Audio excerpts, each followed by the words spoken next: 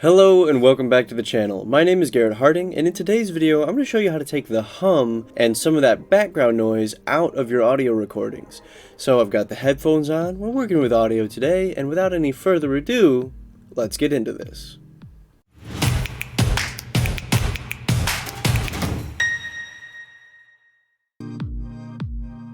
This is an example of untreated audio out of my camera with my setup. This is what my audio sounds like before I edit it.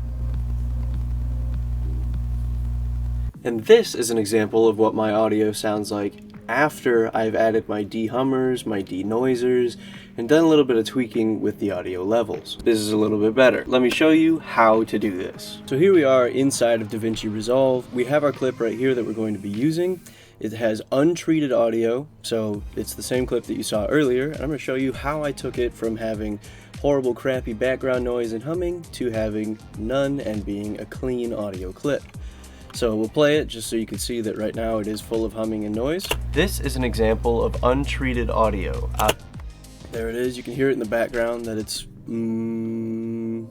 and a little bit of a hiss. So what we're going to do is come over to the left side of our screen here into our toolbox, and if you don't see this, just go ahead and open up Effects Library by using your top left button right here. Click on Fairlight FX. If you don't see that, just drop down Audio FX, click on Fairlight FX, and then go ahead and drop in a dehummer. Since I'm using two audio tracks from two different microphones here, I'm going to be doing it for both of them. So I select them both, and then I drag my dehummer out onto either of them, it doesn't matter. And for these, since I've done this with my setup, I know for a fact that I need to use two dehummers per audio clip, one at 59 Hertz and one at 60 Hertz, and that takes out all of the humming from these clips. In order to find out what you need, go ahead and find what number is closest. Just use this dial right here, dial it up really slowly so that if there's any lag you can catch it and kind of figure out what exact number is making the best effect for you. I have like a weird pitch of hum where I have to have 59 and 60. I don't know why. We can still interact with our timeline even though this is on top of our timeline. So we're going to go ahead and hit play real quick. This is an example of untreated audio. You can hear that full hum in there, but if we change this up to 59, this is an example of untreated audio. It's a little bit less, which is what we're after. There's still a little bit of something, but once we add that 60 on there, it's going to take that right out. So we'll go ahead and hit enter on this one, and now that since we have two clips selected here, we'll have to do it again. So one for each clip, and we'll get those selected again, drag out our next dehummer, and we'll go with 60 this time for both of them. And if we listen to this now, this is an example of untreated audio. The humming is completely gone. There's still a little bit of that background noise, but the humming is out, which is what we're after. So in order to do that for your own footage, just grab your dehummer and then go through each of the different frequencies until you find the one that your humming is on so that you can eliminate that frequency and therein eliminate your humming. Now we have no humming, but we still have some of that hissing, like that noise in the background. So we're going to bring out our noise reduction, still with both of them selected, so we'll have to use it twice. Davinci actually gives you something great in the auto speech mode, so it automatically knows generally what frequency voices take up, so they'll eliminate the noise that happens outside of the frequencies that the voice takes. So if we go into auto speech mode and then just hit play, this is an example of untreated audio.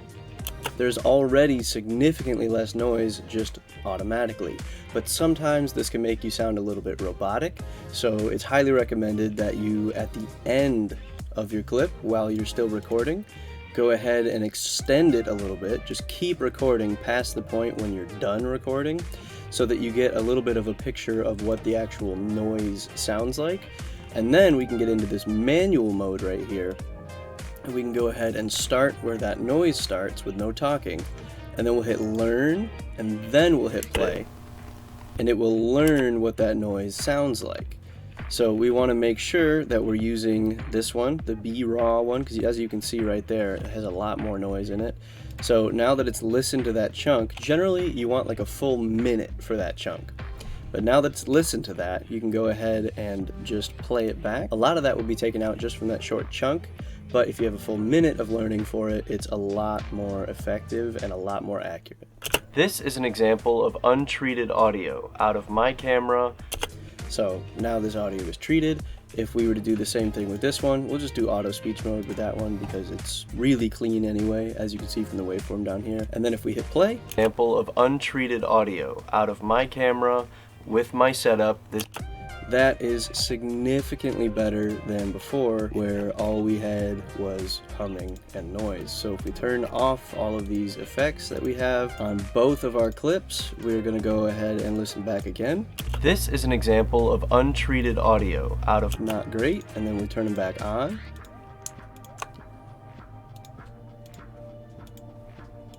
This is an example of untreated audio. And that is a much cleaner audio track than we started with. So again, just play with those frequencies in your de-hummer. Maybe you need 2 of them, maybe you only need 1. That's going to be a use case scenario, but if it's the same setup, like if you're in your studio or you're filming somewhere normal, or you can just learn your microphone, eventually you'll figure out what it needs, and generally it's going to be pretty similar from recording to recording as long as you're using the same gear. I hope that answered all of your questions about de-humming and noise reduction in Davinci Resolve. If it didn't, please ask in the comments down below because I read all of them, and if you have a question, chances are really good I'll answer it. That being said, please make sure that you're subscribed to the channel so you don't miss any of these uploads, and I will see you tomorrow for Fast Fridays.